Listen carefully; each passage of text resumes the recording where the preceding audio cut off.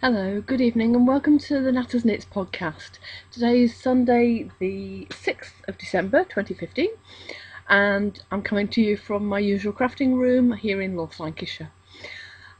It's been a strange weekend as far as weather's concerned, so first of all, you probably gathered that I'm okay because I'm podcasting, but unfortunately, quite a few people around here are not, and my thoughts go out to them. There's about 55,000 people to the north of us who've got no power at the moment, and even further north than that, a lot of them have lost their homes or lost the contents of their homes due to the flooding. And this is by a very supposedly benign storm called Desmond. I don't know where they come up with the names, but I wish they'd choose something a little bit more violent in future, because Desmond doesn't sound particularly bad, but believe me, the weather has been. So just to let everybody know who's up there know that we're thinking of them, and we hope that everything's going to be okay. Right, so what have I been up to this week? Well, it's been a full week at work. I've been doing all sorts of bits and pieces, really. Mainly for the residents. I ended up in A&E one evening looking after one lady. I spent another evening raising money at a bingo fundraiser, which was very, very successful. And I've spent most of this weekend either getting ready for or actually doing the craft fair that I've been doing today, hence the lateness in recording, and I'm really sorry about that. So, as you probably gathered, my name's Natalie. This is the Knatters Knits podcast. I'm known everywhere on the internet as Knatters Knits. Facebook, Ravelry, Instagram, Twitter. Did I say Ravelry? But definitely Ravelry. So as I'm talking about Ravelry, for those of you that are aware of it, fantastic. If you're not, it's ravelry.com. It's a knitters, crocheters, spinners, weavers, dyers website. It's a fantastic, wonderful resource. And there is a discussion group on there called Knatters Knits. And if you go along to one particular thread, you will see how busy some of our viewers have been. All I can say is, you're fantastic. What a load of stuff you've been making for Christmas for people. I just wish that I was getting some of the things that are actually in the thread. So it's going to be now, let's think, a week or two till I do the drawings. So if you have made anything for anybody for Christmas, get on over there, get your stuff put into it, put your picture on, tell me who it's for, and we'll see what we can manage to work out for you, because we're doing a drawing for half a dozen balls of some really lovely purple yarn. So that's that one. I'm today wearing this scarf, which is by Susan B. Anderson, and it's called the Yowza Weigh It Shawl, and the yarn is Miss Babs Yowza. I have to say, if I had to only choose one skein of yarn ever in my life again to use, and I could only have that one, it would be this. Doesn't matter what colourway, but this yarn. It is soft, it's lovely to work with. Miss Babs's colour eye is, I don't know if you can see that very well, fantastic. Phenomenal, in fact. I do love it. If I had to choose anything at all, it would be this one. So that's that. So that's what I'm wearing today. I have also been wearing these, which have been made for me last year, I think it was, in a knit along that we did over in Sarah's Texture Crafts. And these are my gloves, fingerless ones. But I'm going to put these back on because my hands are a little bit on the cold side. It's not that cold here, but for some reason I think it's because I'm tired. So what have I been up to this week? Well, it's been quite a bitty week. I've made a little bit more progress on Graham's socks. That's my son-in-law. I still am not in a position to show you them, but I'll try and get a picture before Christmas and put it up after Christmas so you can see what I've been up to. I have made this.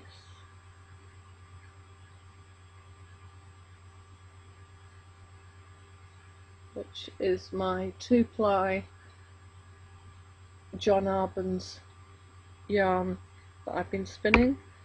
There's about 167 grams there, and I've got loads more to do. I can see the fibre set over there. So that's going to be something Sorry, excuse me, sheepy smell. I'm going to be making something out of it for myself, but I'm not sure what yet. But I'm really quite pleased with it. I'm not that good on 2-ply. I'm much better on Navajo plying. And I apologise, the lighting this week is pretty bad. That's partly because it's, oh gosh, it's 10 to 8 in the evening. I didn't realise the time. So that's one thing I've been doing. Last night at silly o'clock, as is my usual wont to do, I signed up for a test knit on the one of the test knitters threads on Ravelry. So here's my swatch, and I didn't quite get gauge. It's slightly over, it's green. I'm not particularly enjoying it. It's aram weight, it's acrylic, and it's horrible, but it is the weight that they wanted for the test, so there you go. It's for a hat. It's a fairly simple hat, and I'm hoping to have it completed in the next day or so. Can't see anything wrong with the pattern so far, and it's looking alright. So that's that one. And probably, knowing my brother, there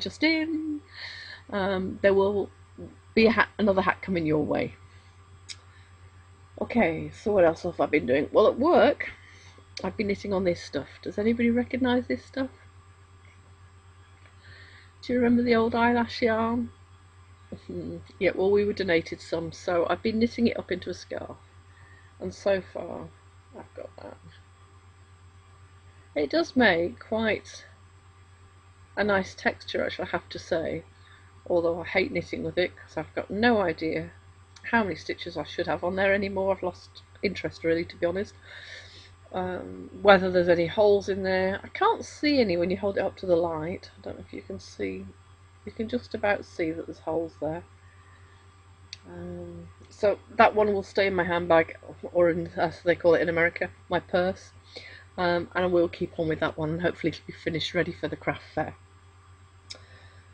I've mainly been knitting Graham's socks, as I said, but one of the things that I did do this week, just to give myself a bit more interest, is, you remember this book, One Skein Wonders for Babies? And I was going on and on and on about this Screwtop hat. That picture there. Well, I finished it.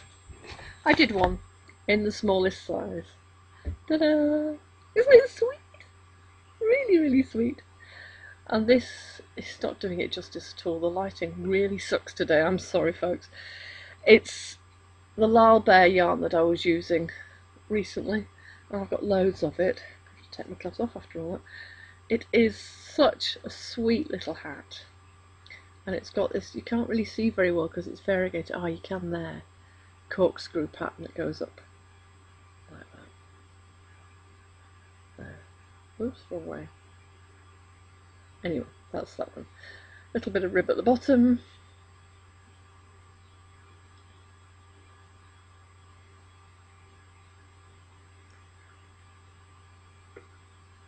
It's just such a sweet little thing. I can't imagine it on a baby, but I'm sure it will fit for a newborn. So I'm quite pleased with that one, and I hope Rachel will be. Grandbaby!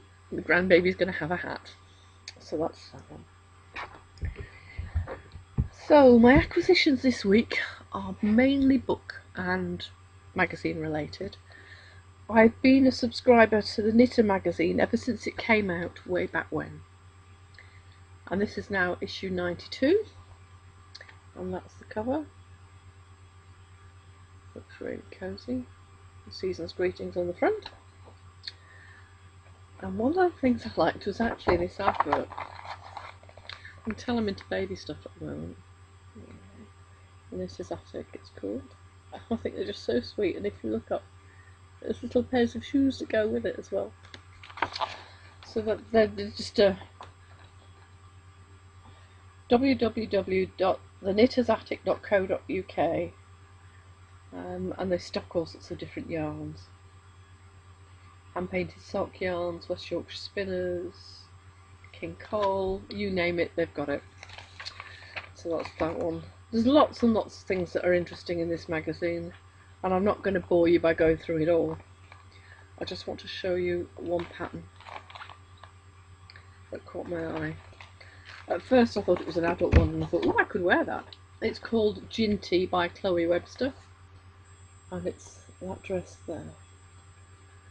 And it's to fit chest 24 through to 29, which is for little girls, really. I like the cables, and I do like that bottom there, the way it flares out. So that's that one. There's all sorts of other interesting things in there, including the winter poppy hat, which I quite like, and this grey hat. You'll probably get the best effect from holding it about there. What a shawl! And of course the colours aren't going to come out very well with this, but they are gorgeous. And this is this Shetland traditional shawl, so that was nice. All sorts of little bits and pieces in all the way through. Yet again, another really good read is the Knitter magazine. I do like that one. Slightly more than a beginner's magazine. It's published by Immediate Media. So that's that one. And the thing that came this week that's got me absolutely engrossed, something I wanted to do a review on, and I will review today, is this book, 750 Knitting Stitches, the Ultimate Knit Stitch Bible. Yep.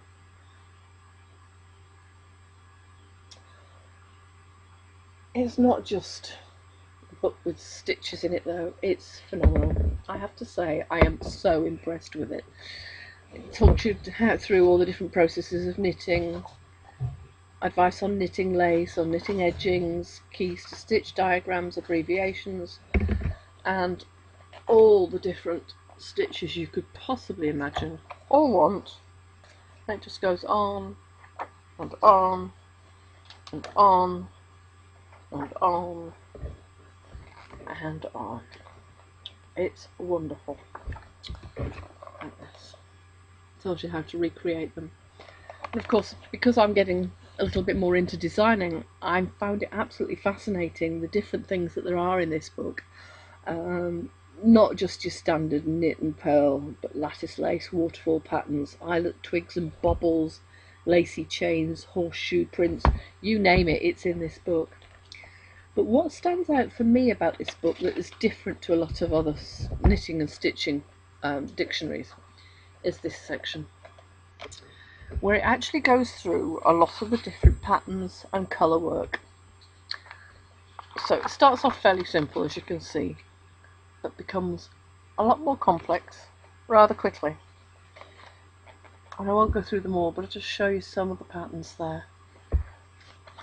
And more and more complex and colourful.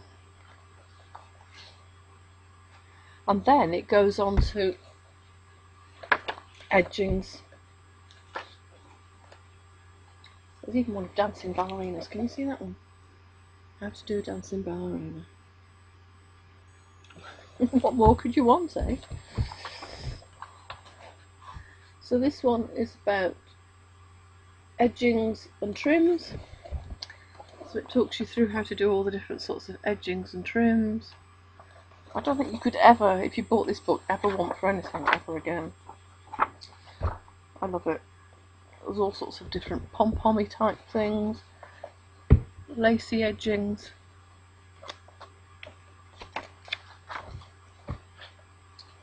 Quite a lot more intricately one. On this page I really like, because I love this one here. I think to put that round a button would be wonderful, don't you? So there's all those in there as well. Crown edgings, tassel ribs, cherry baskets, wheat sheaf cable ribs, leaf braids, Catherine wheel braids. It's amazing. So this book retails US dollars $24.99, Canadian dollars $28.99, and UK, I can't remember how much I paid for it. I bought it on Amazon as usual, but 750 knitting stitches is definitely something that's well worth investing if you're thinking about doing anything at all in the design world, or just generally learning how to do new things. So that's that one. Okay.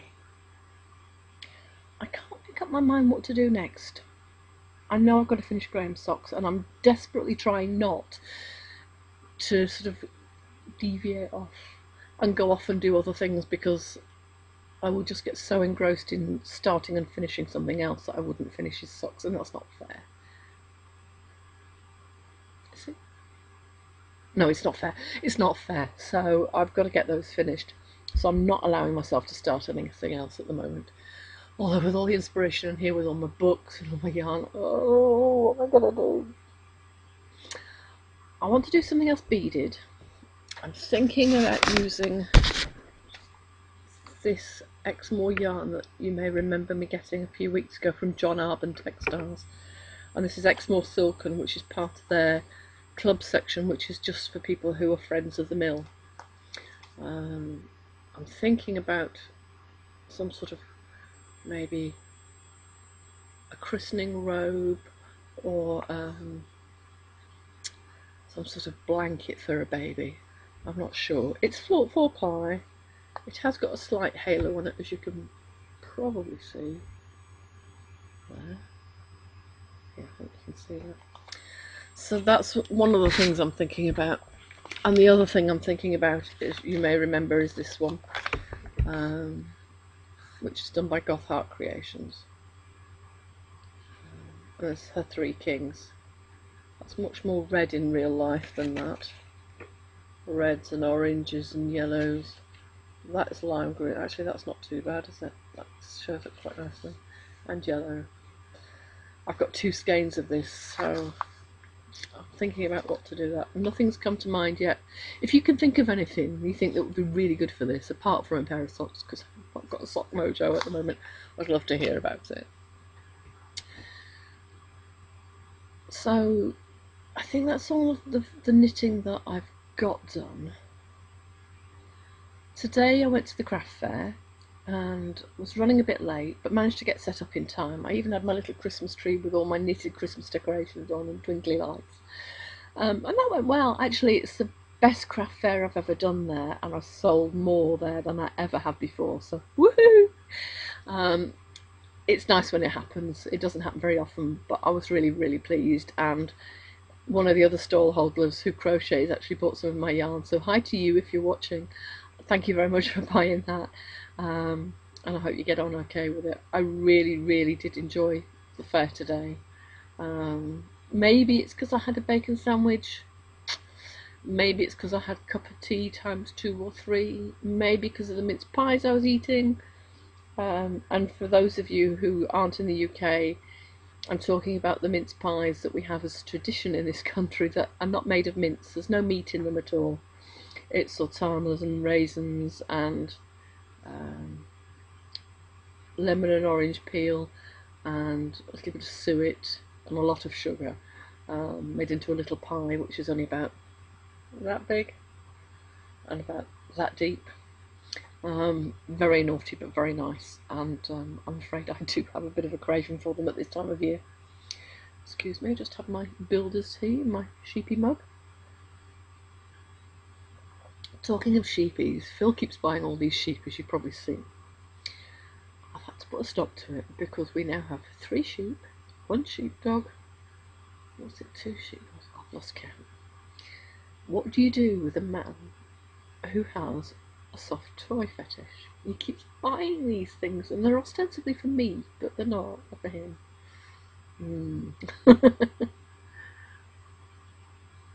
Excuse me, slurping. So I've got a few things in mind. Mainly I'm worrying about finishing those socks on time and then starting something new. I've also been spinning at the fair this afternoon just some ordinary blue face Leicester. It's not in here at the moment, and it's just plain white at the moment, so I'm umming and ahhing about whether I dye it or whether I leave it plain and make something much more natural looking. Sorry, I've just noticed a skein of wool I don't recognise.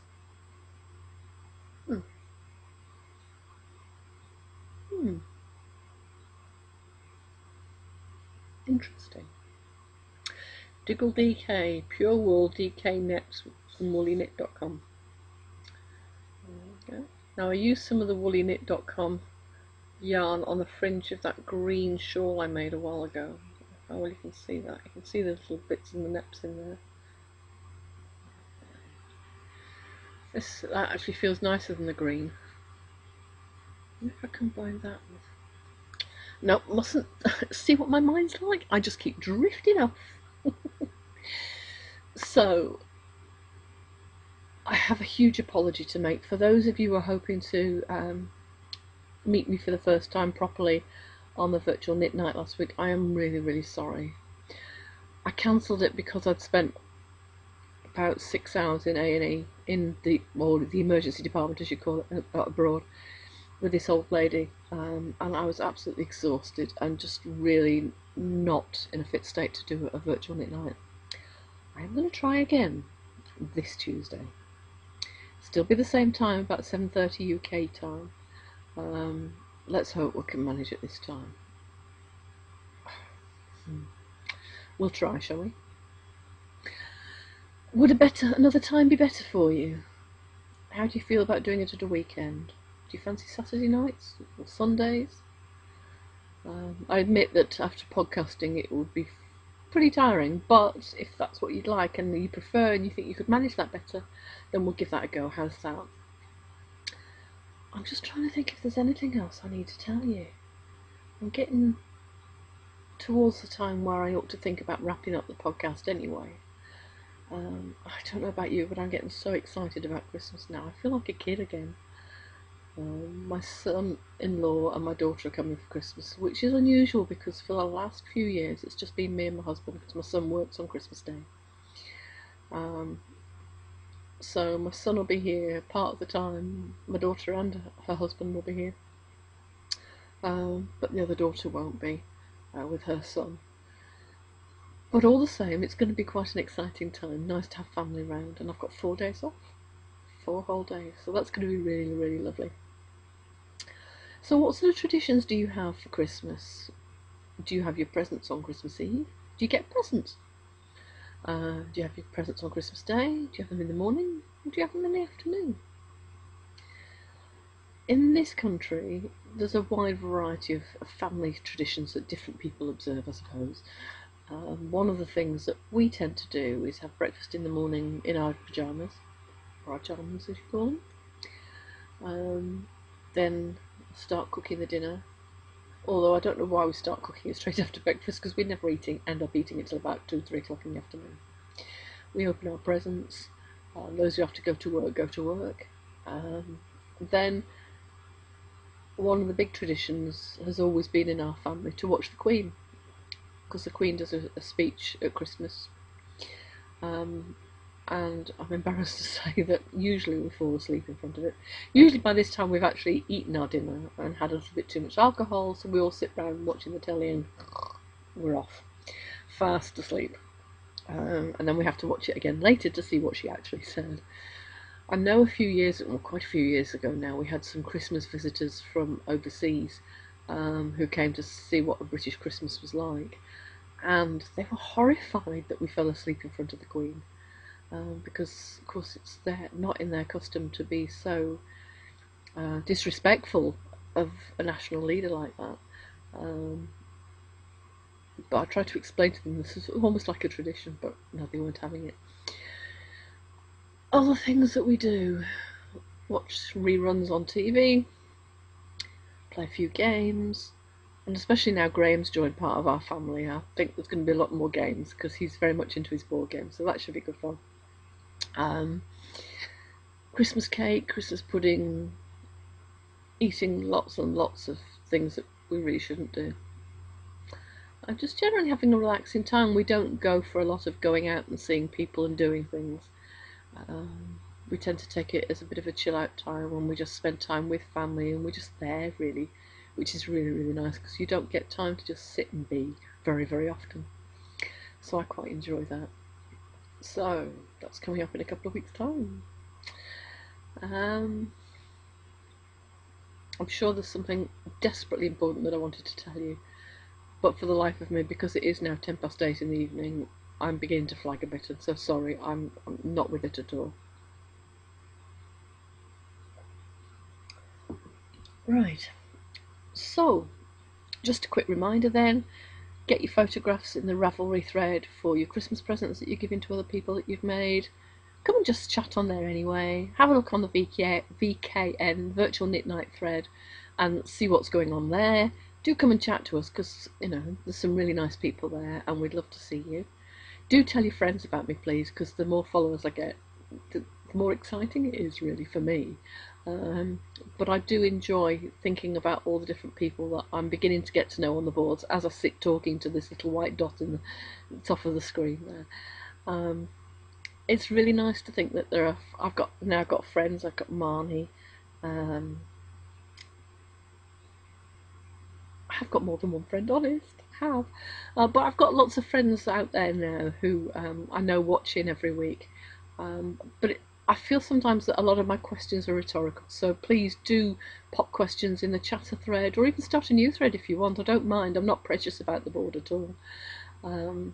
Just come and chat, and we'll see where we get. Right, I'm going to close off now because I am beginning to get a bit monotonous and boring. Thank you very much for taking the time to watch me. Drop me a line if you want to.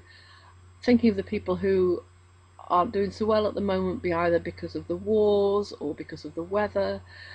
Like my family in Australia, there's a lot of bushfires around. Please stay safe. Take care. I love speaking to you, and I hope to see you again next week. Thank you ever so much for watching, and I'll say goodbye. Bye.